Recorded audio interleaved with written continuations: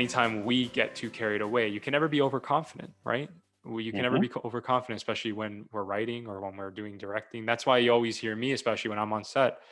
I make a decision, but at the same time, I also am curious. If I'm not really sure about something, I'll ask, yourself or people we work with,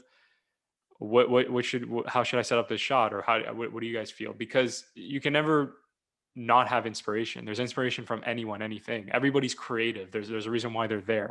Yeah, Especially and if you're dealing with the people that are creating the story with you.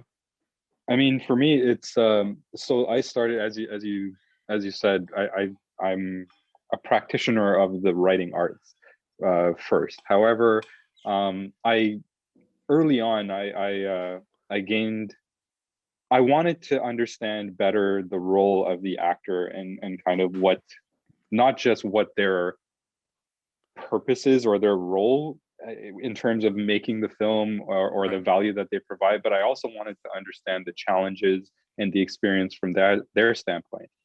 Which is why I got into acting, was because initially it was just about understanding what their experience would be, so then I could empower them better when I'm doing what I do. But to your point, like once I did that, you understand that with the amount of, I can't really think of a better word, so I'm going to say leverage.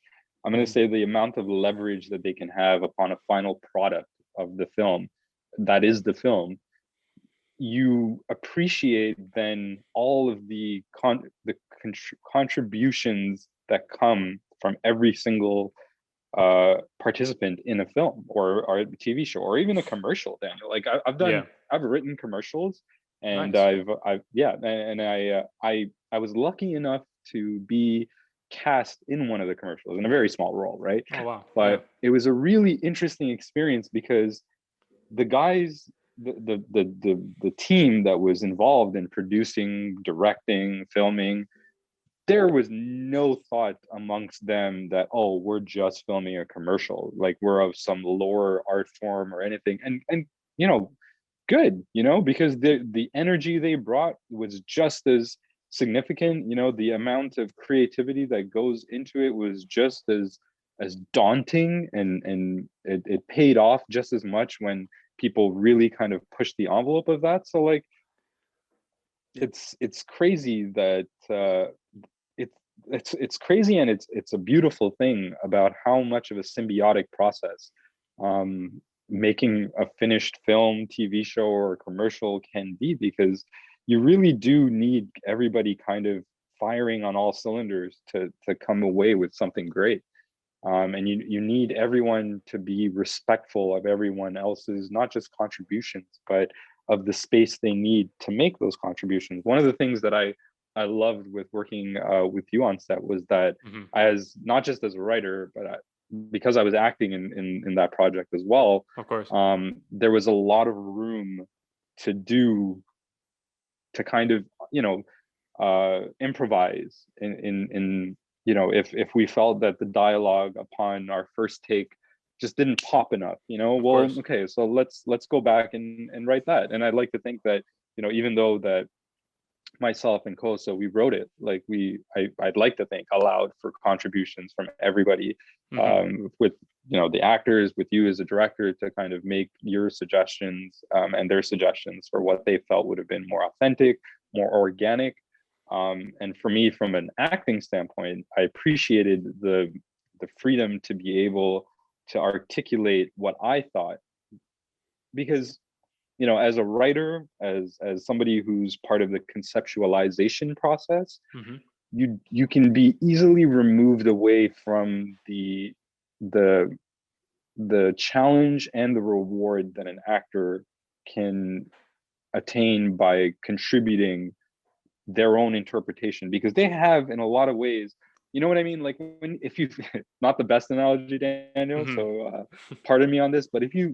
you liken the making of a movie to a war, right?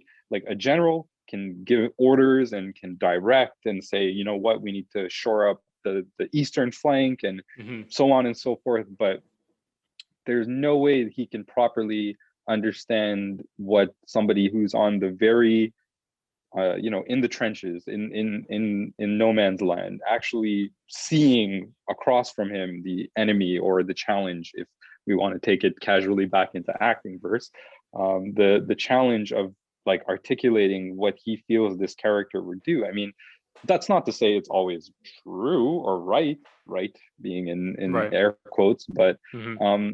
there's definitely going to be insights that can be provided from somebody in the headspace of that role, that somebody who's sitting back and has got this grand view can't get too granular sometimes into that demands and everything. So it's Yeah, it's it's the actors are just as creative, and that's kind absolutely, of that's why and they I need to be. approached, yeah, and that's why I approached the project the way I did.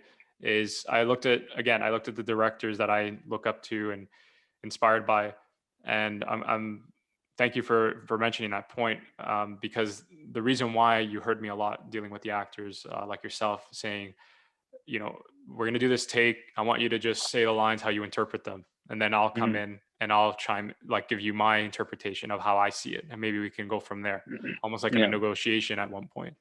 yeah. And several directors have said that, where that's their style. I know Scorsese, that's his style. That's how he filmed The Wolf of Wall Street, particularly. It Hmm. was a lot of improv. That's why it was so funny. It was improvisation. It was, Dude, can you ad lib. imagine that flick without Matthew McConaughey doing that now No, iconic, right? Like that, but that's what but I that mean was, by the director yeah, being smart enough, right? yeah, The talented yeah, enough and yeah. trusting, right? Because you have to also have the confidence to do that, and confidence in your actors. But I think it all pertains back to, because you were going on about, you know, to telling me that I was, you notice how everyone was professional and everyone kind of did their role, and you enjoy the fact that I was respecting the actor's role as well and your interpretation of the script. It all goes back to the reason why you had that experience. You have to respect the story. Anytime you Hmm. bring on someone that's doing a project, they have to respect the story at its core. If you're not going to Yeah, respect the story, if you're just doing it for the paycheck, or if you're just doing it simply because you need a demo reel, you're yeah, never going to get your optimal performance or your absolutely. optimal contribution to the project. So Hmm. coming onto this project with you and Kosa, the reason why I kept reiterating with you guys, I've dealt with this issue, I've dealt with this subject matter, I'm going through it myself. This is what I'm learning from it. It's because I respected the content, the subject matter. I respected Hmm. what you guys were trying to deliver to the audience. And if I was coming in saying, "Oh, like poor bastard, like he has some depressive tendencies, like, you know, he should just like work out, or he should just, take a pill for that," then I would never respect the story. I could be as Yeah, flashy and stylistic as I can. I could still come on and say, "Hey guys, I can interpret it this way," but you're yeah. never Check gonna out get this enough. camera angle and check out this lens that I'm going to use. Yeah, Exactly. yeah, yeah. But even if I were to pull the whole, because I try to be a con artist, maybe I'm like saying, "Danny, why don't you interpret it this way instead of that way?" Hmm. It would never be authentic, in the sense that a great film director from Los Angeles had did a podcast with him, and he was explaining what we, as filmmakers, we all agree. Just like numbers don't lie, the camera doesn't Hmm. lie. The camera, Hmm. the audience sees everything. The audience sees, if you're trying to pull a fast one, if you don't know your lines, if you don't believe in what you're conveying to the audience,